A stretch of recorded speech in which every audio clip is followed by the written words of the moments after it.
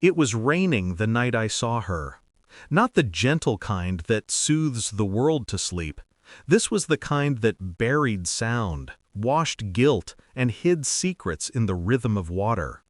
She thought she was invisible beneath her umbrella, but I recognized the curve of her walk, the tilt of her head, the way she tucked her hair behind her ear when she lied. She didn't see me. She was too busy looking at him. They stood under the hotel's awning, whispering. Then she laughed, soft, delicate, the same way she used to when I'd trace circles on her wrist. And then she kissed him. My chest didn't tighten. My fists didn't clench. I just watched. The world narrowed to that moment, two silhouettes merging under the glow of a flickering sign. And something inside me stilled. I stayed until they disappeared inside. Then I turned, got in my car, and drove home in silence. I didn't follow, didn't rage, didn't call her name. Revenge doesn't start with anger, it starts with clarity. The next morning, she woke beside me, hair damp from her late shower, smile too polished. "Work dinner ran late," she murmured. I nodded, staring at the faint bruise along her neck, not quite hidden by her collar. She didn't notice the way I watched. Or maybe she did. By the time she left for her conference, I already knew his name. The hotel receipt in her bag told me everything. Room 807. Check-in 8:13 p.m. Check-out not listed. He was someone from her firm, a project manager, divorced, a man who smiled too easily and spoke too loud. I learned his patterns faster than she did. Where he drank, where he parked, how he always took the same route home, through the quiet streets behind the industrial district. I didn't plan to hurt him, not physically, but fate sometimes has darker hands than mine. For 3 days I played my role, the faithful husband, the calm observer. She smiled at me like nothing was wrong, cooked dinner, laughed, kissed me goodnight. Her lips still tasted like lies. On the 3rd night, she left again, said she was meeting a client. I told her to drive safe. Then I followed. From 2 cars behind, I watched her pull up near the same hotel. Watched him step out, his hand brushing her waist as they slipped inside. I didn't enter, didn't confront. Instead, I made a call. Not to him, not to her. To someone who owed me a favor. I only said 8 words. He'll be leaving the hotel in 3 hours. Then I went home. When I woke the next morning, the news was already spreading. A man found beaten in an alley behind the Rosemont Hotel. Condition critical. Identity withheld pending investigation. Her lover's car was still in the hotel parking lot. She saw it too. On her phone, during breakfast.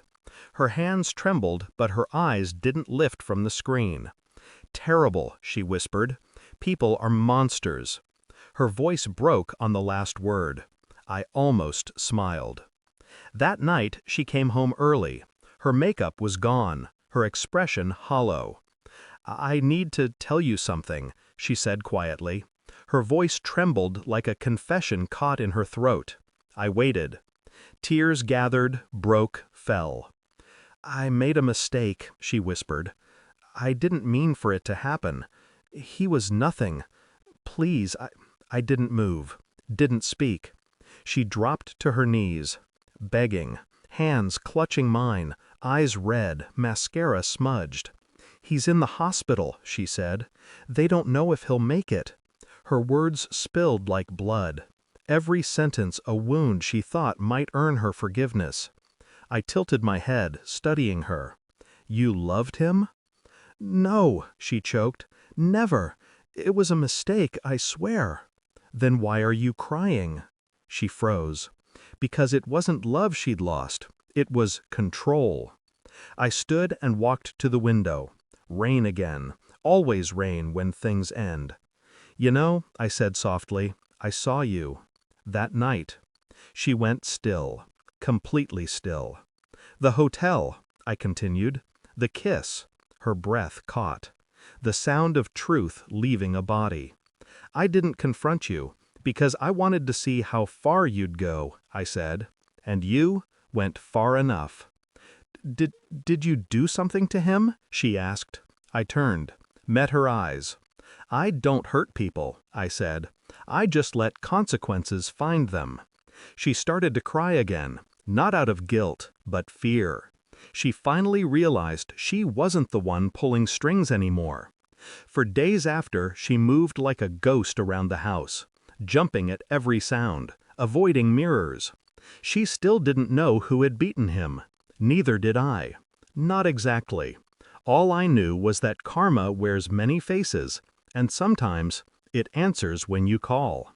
He didn't die, but the headline said his face was unrecognizable.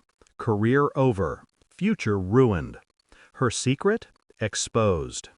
When she came to me one last time, eyes hollow, voice trembling with regret, I only said, "You can stay here. For now." Her relief was instant, but she didn't see what I saw, the way her presence rotted the room. Love doesn't die in an instant. It decays, quietly. Tonight, she sleeps beside me again, but her breathing is restless, her dreams loud with guilt. Mine are silent, peaceful.